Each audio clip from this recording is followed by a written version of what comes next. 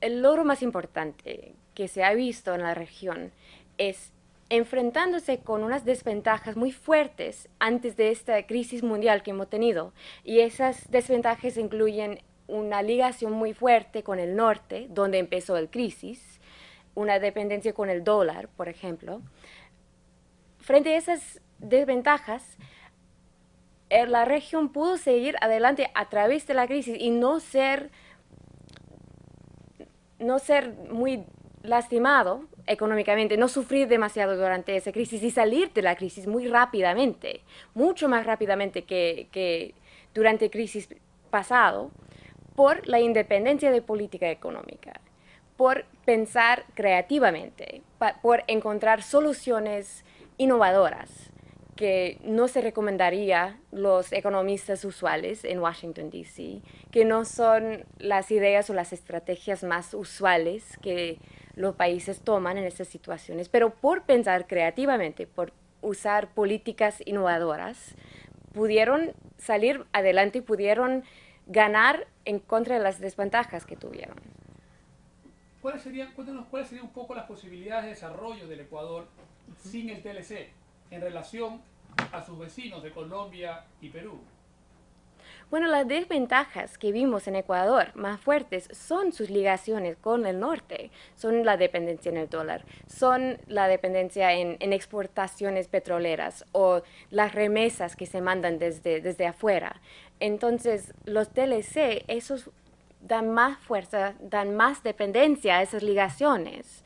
Entonces, desarrollar fuera de un TLC puede ser más estable en el largo plazo porque da un aislamiento positivo en contra de las crisis que se empiezan en el norte. Esta vez lo que vimos fue una crisis mundial que empezó aquí en los Estados Unidos. Muy rápidamente llegó a Europa. ¿De dónde vienen las remesas a Ecuador? De los Estados Unidos y de España, dos países que sufrieron mucho y no parece que el mercado laboral ni aquí ni en España van a superarse de la crisis muy rápidamente. Entonces las remesas desde acá, desde España, no van a recuperarse muy pronto. Entonces un TLC que puede tener el efecto de una conexión más fuerte entre la economía ecuatoriana y la de los Estados Unidos o de Europa, puede ayudar en el corto plazo, pero también puede hacer más vulnerable a la economía en largo plazo. Ecuador fue aislado un poco en manera positiva de la crisis del norte por algunos reglamentos que pusieron en los bancos, por ejemplo, para mantener la liquidez, porque no teniendo su propia moneda, no pueden imprimir más dinero. Entonces ellos pusieron unas reglas sobre los bancos, sobre mantener la liquidez en el país. Ese tipo de reglamento muchas veces está prohibido en los TLC. Ese tipo de política independiente muchas veces está prohibido dentro de un TLC. No es que un TLC nunca puede ayudar, sino también muchas veces puede hacer un país más vulnerable frente a una crisis al nivel mundial o al nivel con o que empiece en los países con los cuales tiene el TLC. En este caso, los Estados Unidos. Ahora, ¿queda aislado el Ecuador de la comunidad internacional sin el TLC?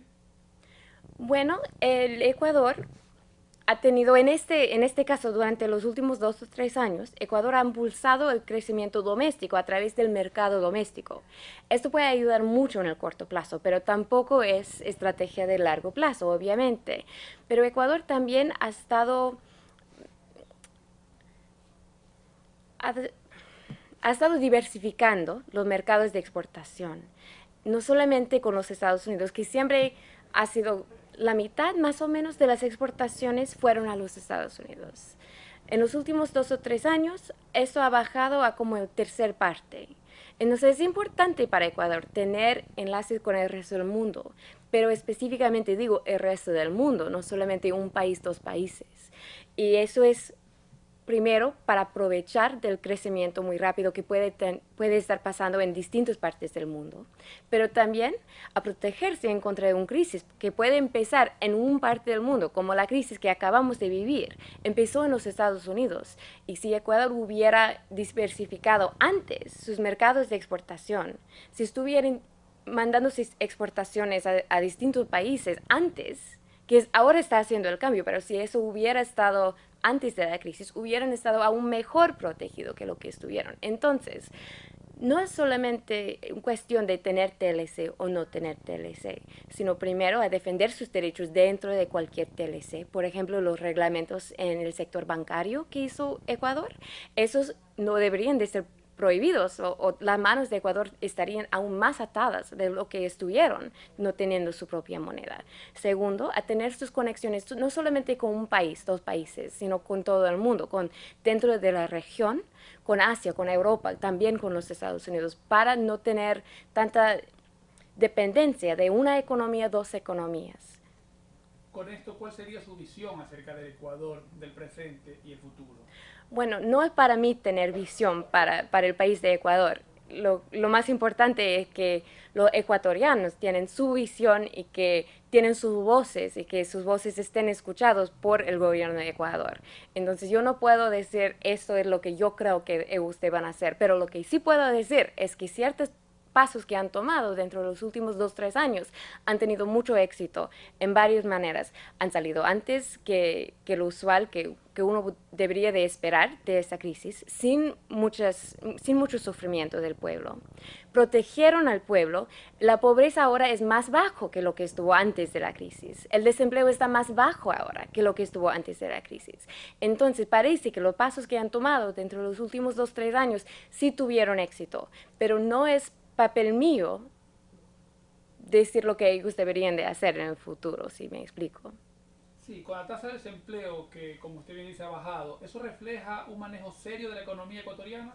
Lo que muestra es que desde la crisis el gobierno ha estimulado la economía a través del sector privado.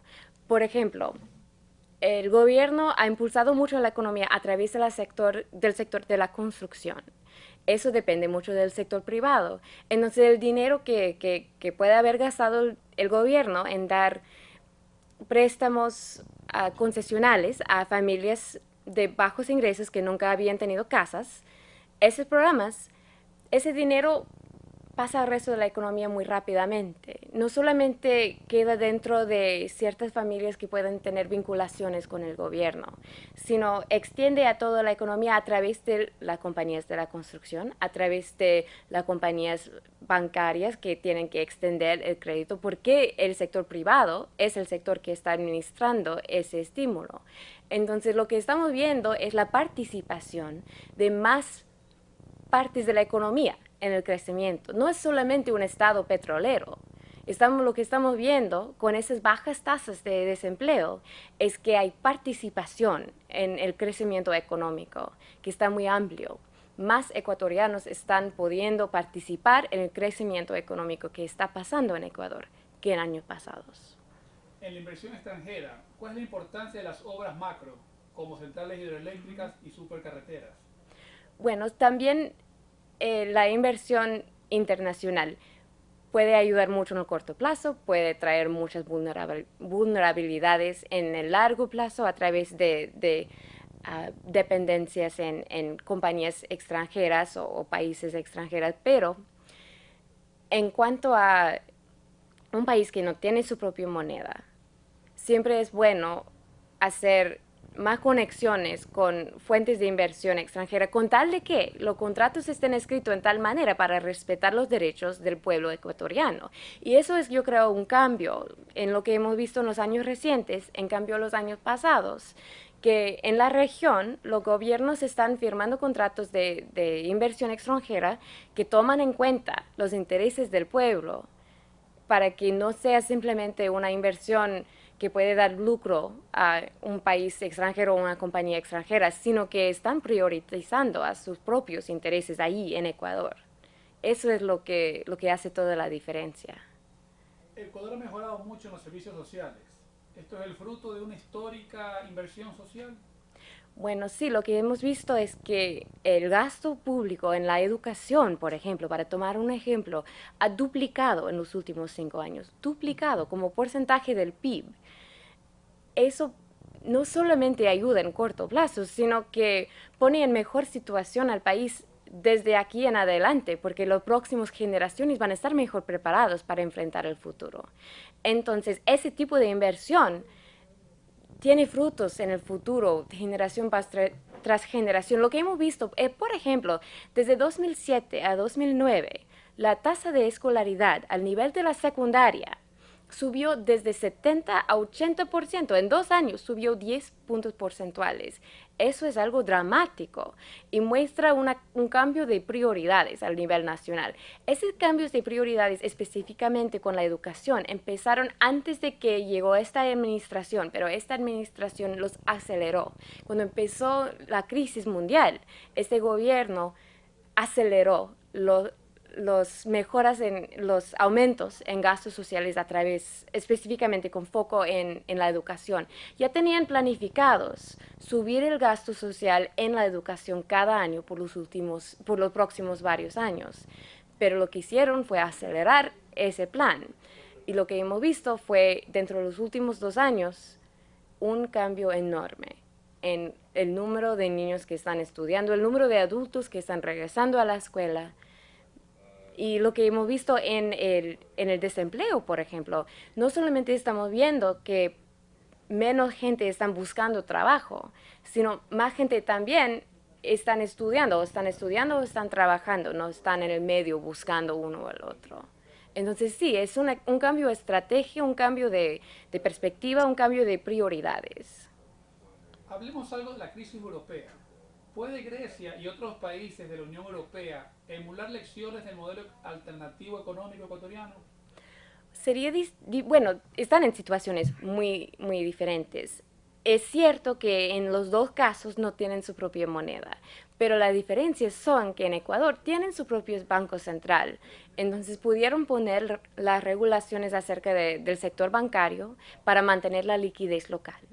Pudieron evitar que el miedo de los inversionistas haga que toda la liquidez escape del país. Pudieron hacer ese tipo de reglamento.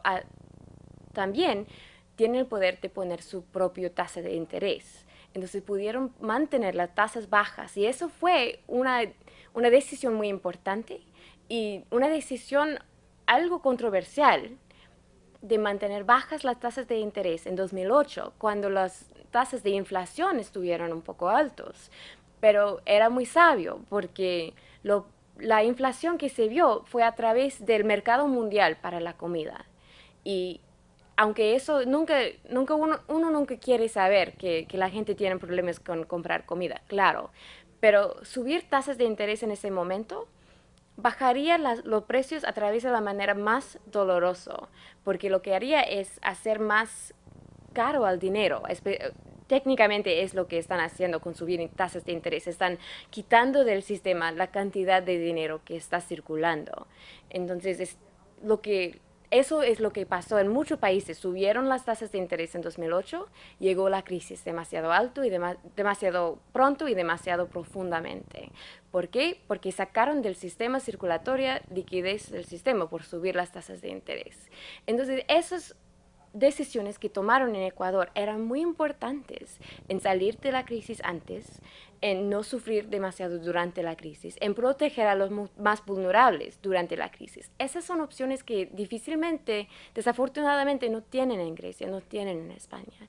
Entonces, tienen varias opciones. Pueden demandar que el Banco Central Europeo se abra a unas posibilidades a los que no estuvo abierto en el pasado, como poder pensar en más que simplemente la inflación, que siempre es lo más importante para el Banco Central Europeo. Si pueden convencerles a los del Banco Central Europeo que hay más en el mundo que la inflación, que el desempleo también importa, que la pobreza también importa, eso puede ser una manera para salir adelante, pero ya es muy tarde para eso. A menos de que las prioridades del Banco Central Europeo cambien mucho y muy dramáticamente y muy rápidamente, no veo la manera de que los países europeos puedan simplemente tomar el ejemplo de Ecuador, donde tienen su propio Banco Central. ¿Sí me explico? Sí, totalmente, totalmente. Y pues queríamos agradecerle por esta pequeña entrevista que nos ha dado. Claro. habernos recibido y estamos muy gustosos por eso. Bueno, por supuesto, muchas gracias a ustedes.